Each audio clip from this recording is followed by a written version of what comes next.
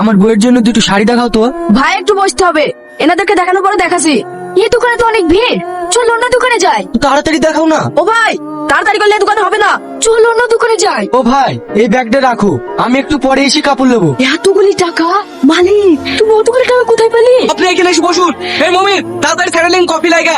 তুই মালিকের গায়ে হাত দিলি? কেউ কাছে আসার চেষ্টা করবি নি, শপিং মল আমি কিনতে এসছি। আমি যদি না বেশি তোমার কিছু বলার আছে? শপিং মল কিনে কি মুখের কথা?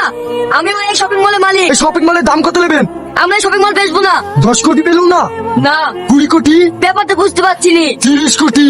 হ্যাঁ স্যার, আমি শপিং মল বেচবো। ভাই শপিং করা হয়ে গেল? তুই তো যাবো না, তুই যা। তাহলে আমাকে বসে রাখলেন কেন?